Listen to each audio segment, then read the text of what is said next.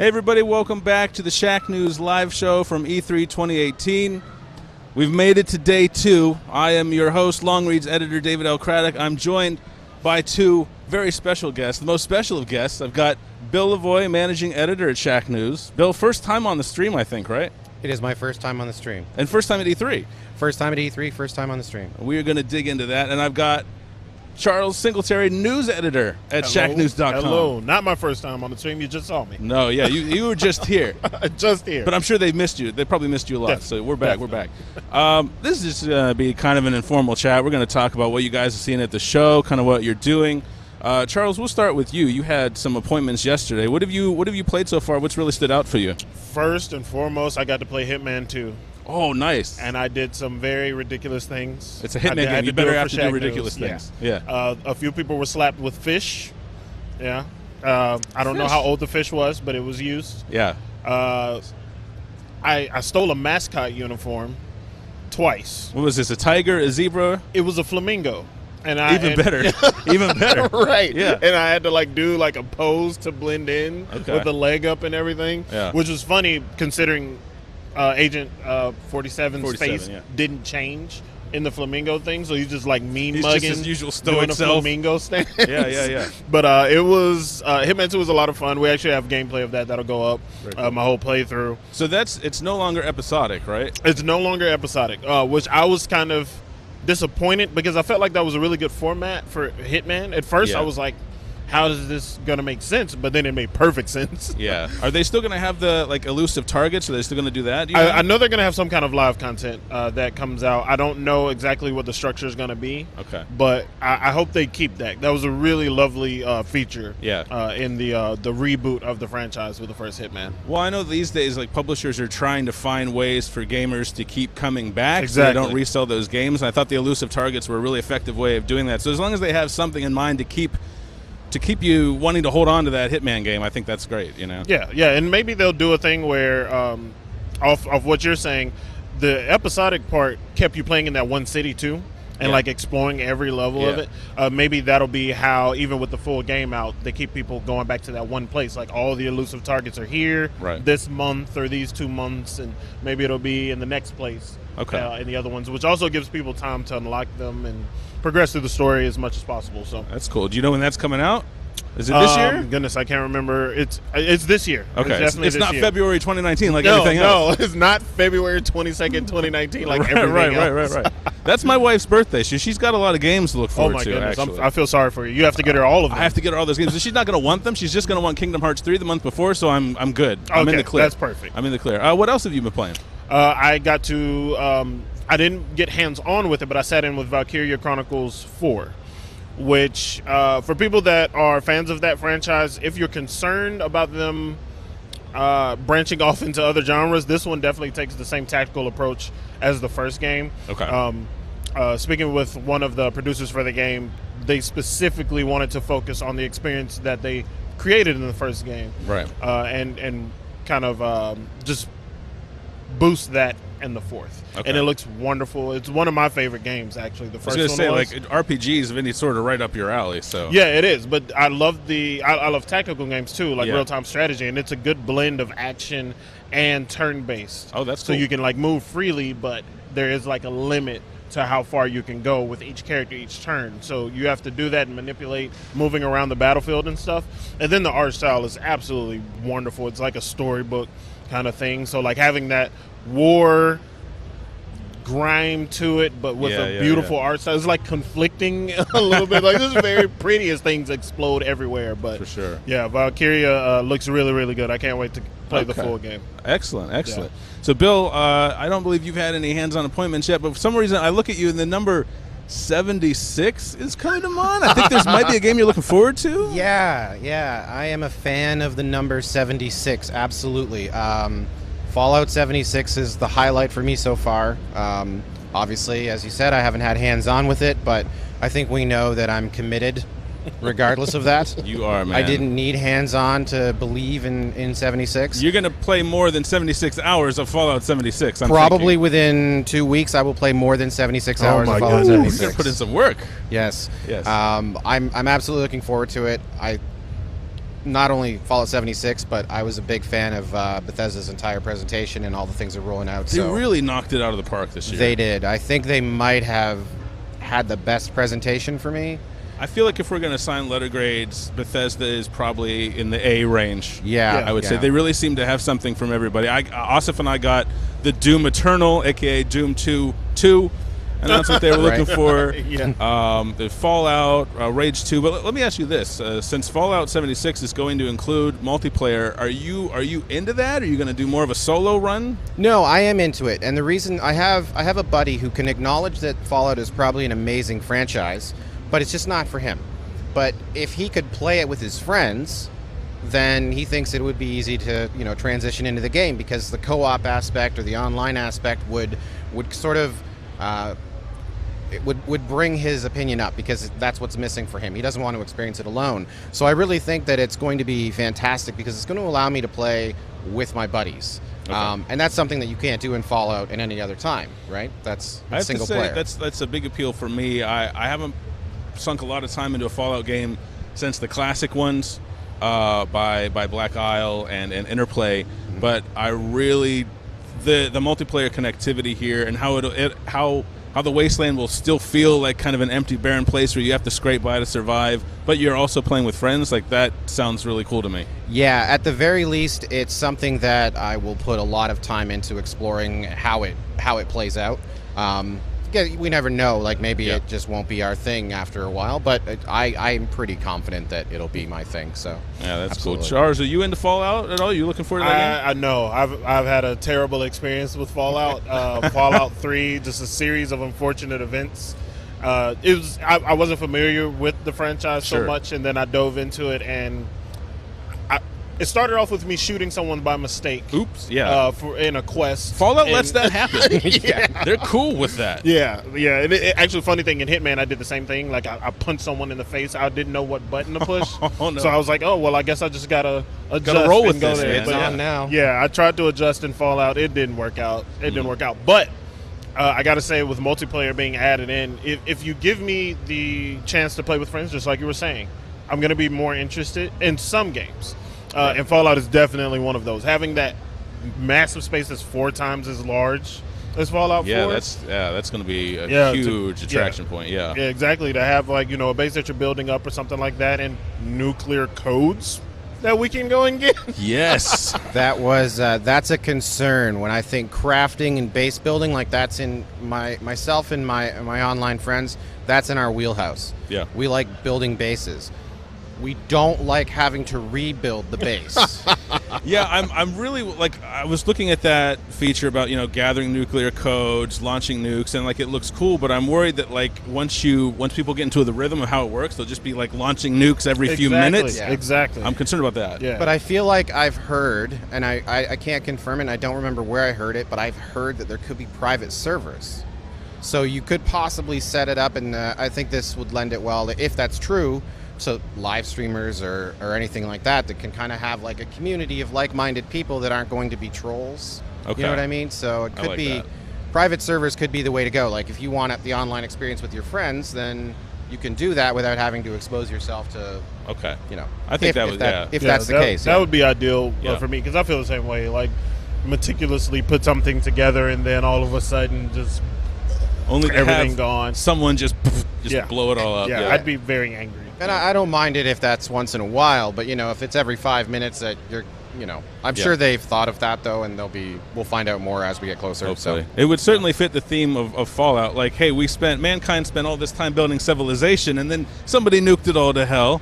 So now this is just that, like, on a smaller scale with individual bases.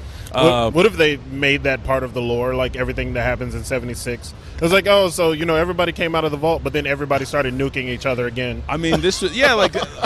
They kind of did in Fallout 4 anyway. Yeah, I mean, that's happening. That rings true to me, because humanity just doesn't seem to learn a damn thing from anything. So Bill, this is your first E3, your second day on the show floor. What was yesterday, day one, like for you? Were you prepared for the horde that just kind of descended on the convention center? You know what? I wasn't, but it wasn't as busy as I think it should have been, and the reason for that is because I was in the Shacknews bubble. So I was here and kind of like coordinating at the booth. I didn't have to wait in long lines or like run across to South Hall or anything like that. Right. So it was definitely busy, and it was an experience. You know, your eyes are wandering as you see banners and booths of companies that you've interacted with or followed for a long time. But I'm going to take some time to make sure I explore so that I get that full experience, you know? Yeah, West Hall and South Hall are pretty different this year, Charles. I don't know how much you've had a chance to kind of bounce around. What are some of your favorite booths that you've seen? The Jurassic World Evolution booth. Oh, that's in South Hall, right? Yes. Yeah, that thing is awesome. That thing is beautiful. I haven't gotten a chance to like go in it and explore because they have a freaking fence around the entire thing, so I can't. You gotta keep those dinosaurs in, though, man. Yeah, true. Because we don't want another Jurassic Park event to happen here at E3. No. But that booth looks wonderful. Fortnite's booth is outrageous. Yeah. They have the battle bus there, and it basically looks like you're in the map for the battle royale and everything. Cool. That's cool. There's another really nice one, but I'm going to let you talk about that one. I will talk about that one.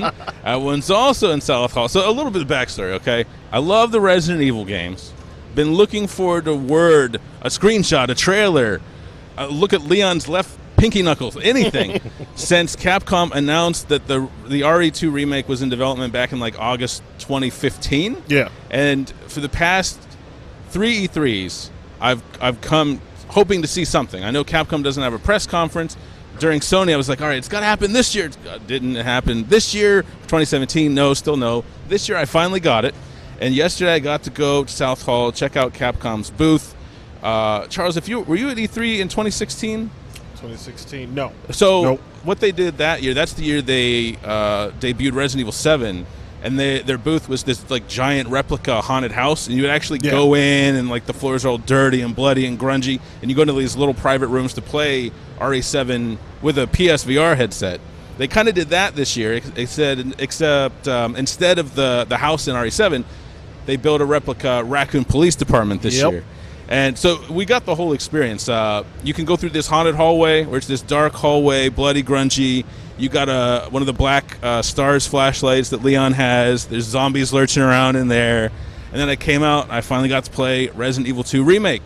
And I'm a big fan of this game. It is over-the-shoulder view, kind of like Resident Evil 4, 5, and 6. Yeah. But it has the pacing of a classic Resident Evil game. Because one of my big worries is, all right, if you use the over-the-shoulder view and you can aim precisely and the zombies are still slow, I'll be able to pick them off down the hallway before they even get close to me. Right. But what they do is they'll actually, they'll lurch and stumble erratically. When they grab you, they'll kind of weave in and then come in for a lunge. Miss. It's a really cinematic game. The game is gorgeous. It runs on the RE engine. Pretty. And what happens is when the zombie grabs you, it goes to almost like this movie-style breakout. And when they chomp you, your health will just flash on the screen and then disappear. Well, what's really cool is Claire's not playable. They're focusing on Leon right now. She's not playable? She's not playable yet. They're going to talk about her campaign later because the game's still 7 months out, unfortunately. Okay, got it. But with Leon, his whole storyline is he's a rookie cop. This is his first day on the job, and he's dealing with something out of a science fiction movie. Worst day ever. But he feels like that. Like the first time you go down a dark hallway, he switches on his flashlight, and his voice is all shaky. He goes, all right, I got this. Like you can feel him working himself up, and that tension kind of comes through to the player. You really feel that. And there's other things like a zombie grabs him, like he screams and he yells like "F off" and shoves him off, and it feels really good. It's a more modern style of camera with the classic style tension and weighty feel. Good. And I'm really digging it. Got it. Are you hoping? I mean, it's a complete overhaul of the game. Yeah. Are there some things that you're hoping that they add, like another mode or something to play, maybe a co-op thing? Cause I don't think they're going to do it for the campaign, of course, because you're telling two different stories. I would love a separate co-op mode. Yeah. You and I talked a lot about that. Charles, I know you're not a big horror game guy. No. And by that I mean you were scared witless at the very idea of a game like this. Correct. That's fair. But we talked about if there's co-op, that's something you might be into because someone has your back. I can do it. I would totally take a different co-op mode. I think the one thing I was really hoping for, and what Capcom did with the Resident Evil 1 remake on GameCube in 2002, was they took the base Spencer Mansion and they added, I think it was like 70% new content, but it felt very organic. All the new paths and everything linked up, and so it became survival horror games are all about resource management and strategy. Like if this hallway is full of zombies, you only have 2 bullets.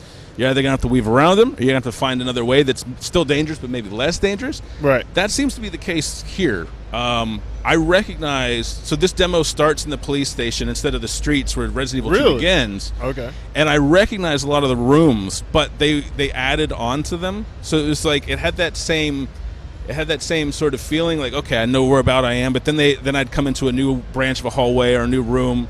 It's kind of a running joke that the police station in Resident Evil 2 had no bathrooms, so I don't know what their cops were doing all day just holding it.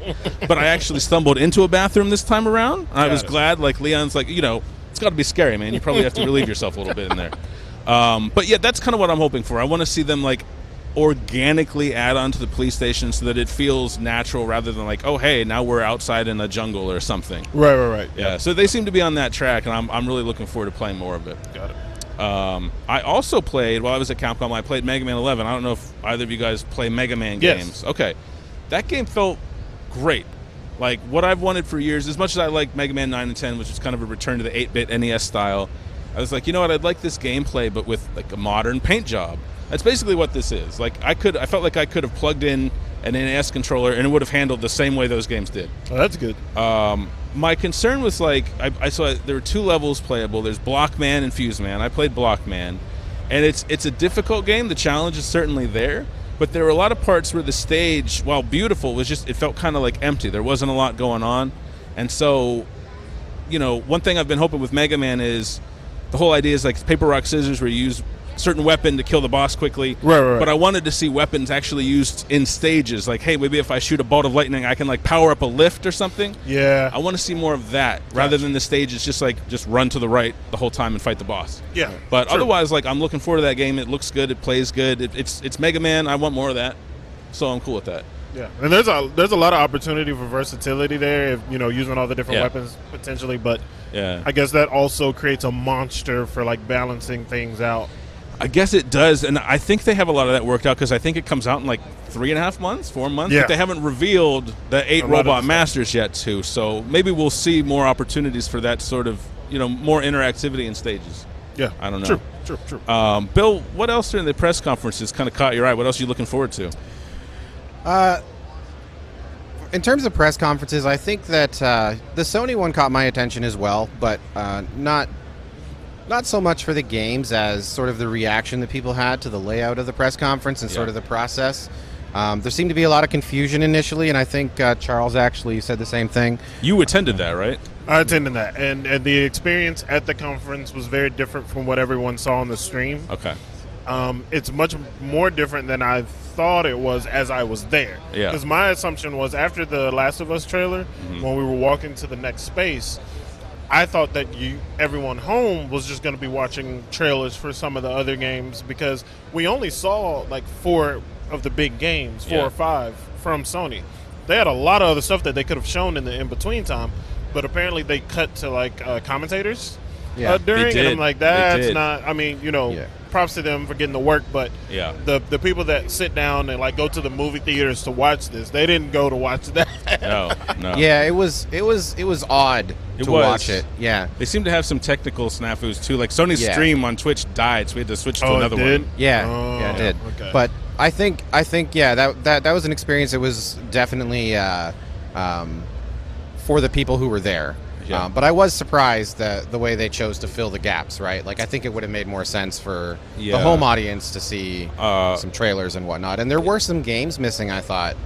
Were there not? That they didn't really show off this year that are coming up pretty quick? There were some people were like Final Fantasy VII Remake, I think, was the most glaring omission. You were looking forward to that, Charles. Yes, I was looking forward to that. And it frightens me that we didn't see it. Yeah. It's already been kind of scary with every little bit of information. Like, it was probably a joke, but then that one producer that was like, we would like to have this out by 2023. And I'm like, why are we discussing 2023? Yeah, don't say that number. Yeah. Don't talk about that. But I wanted to see something. And then a lot of people were more concerned with that, but I was also concerned with Shenmue 3. I didn't see any Shenmue 3 That was a stuff. noticeable absence, too. Yeah, and I'm concerned with that, too, because we really haven't gotten to see, like, a consistent stream of, like, gameplay for that. Just, like, quick clips of things that look more like concept work or cutscenes or something like that. I really want to see some more from that game. So I guess I'm going to have to wait to Tokyo Game Show for both of them. I guess so. That seems like an obvious venue for them to show more. Yeah, because I doubt they'll show anything at PAX. Like that wouldn't be their place for that. Right. So. No, it's way too crowded. Yeah. And I did feel like, technical issues aside, I actually liked Sony's press conference this year. In years past, it's just been like this rapid fire trailer after trailer after trailer. Right. This year, they seem to take more of a quality over quantity approach. Like, of course, I was a huge fan of the RE2 trailer, but like, I'm really excited about The Last of Us 2. We got a really meaty look at, like, it's great to see Ellie again. We got some story details and some teases. We got a really nice gameplay preview. I actually liked that format that they took. Yeah. Yeah, I do too. The one thing that kind of stands out to me is that you can't have a huge press conference with, loads and loads and loads of games every single year. Like, some years might be a little slower. Like, if you release 10 games in one year, maybe you can't do 10 games the next year. So there's going to be those lulls, but that's where you said the quality over quantity comes in. So I was really happy to see The Last of Us 2 and get a really good look at it. Just exploring those titles that we do have to look forward to a little more was fine. So I thought they did a great job. I'm excited for what Sony's bringing. Sure. It was good. So I wouldn't knock them on that at all. Yeah. As far as what I saw when I was there, and probably how it came across on the stream at home, I feel like they did drop the ball a little bit with the Dreams clips. I love the idea of that, to have it in between, and plus, it was a pretty brutal series of trailers. It was. There's just a lot of dark, violent trailers there. Yeah. Right, and the Dream stuff was like a good way to change the pace a bit, but they weren't long enough to me. It seemed like more comedic quips and then on to the next thing versus actually showcasing what people can make in Dreams. Yeah. Because Dreams is a crazy ambitious project. That's something I've heard about. Asif and I have talked about it on the Shackcast, but it's really funny. He said it's kind of hard to describe. So it describe in words. It seems like something they need to show more of to really get it across. Exactly, and like they only showed like funny music things, but my impression from everything I've learned about the game is there's a lot that you can do with it. I actually felt like a complete idiot at one point because after they showed the first time when it said Made in Dreams, the Control trailer was after that. Yeah, and I was like, wait, they made this in Dreams? Like, oh, no, that's another game from Remedy. That game looks cool too, though. That does. Yeah. That does. That was a pleasant surprise. Yeah. That came out of nowhere. I'm really curious to see what that's like. Okay. It was strange to see that at Sony's conference, though. I guess so. Right. Yeah. Because Remedy, they did Quantum Break, right?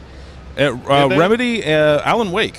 Alan Wake, that's it. That was their big one. Alan Wake, which is a wonderful game. Yeah. As chicken as I am, I played through that game with no problem. Oh, okay. Yeah, because okay. I guess that flashlight, man. You got that flashlight. Yeah, I was good to go. But it was interesting to see Control there. But my favorite thing was Ghost of Tsushima. Oh yeah, that game does look great. Sucker Punch. That's such a change in tempo and pace from Infamous. Change for them. Yeah. And it looks wonderful. And I was actually pretty excited that it didn't have any kind of like fantasy like elements. It doesn't seem like it's going that route because we have, Sekiro, Neo 2, those Soulsborne types of games, and I was worried that game was going to be that when it was announced. But it seems like, it definitely looks like a more grounded experience as far as that goes, but the combat looks wonderful. The visuals are beautiful. Excellent. I can't wait to explore like that world and see how it progresses. All the samurai games this year look great. Yeah. Well, guys, thank you very much for coming on. I know we've got more planned over the next couple days. That's going to do it for this segment of the Shacknews Live at E3 show. Stay tuned. We'll have more developer interviews and staff interviews coming up in just a bit.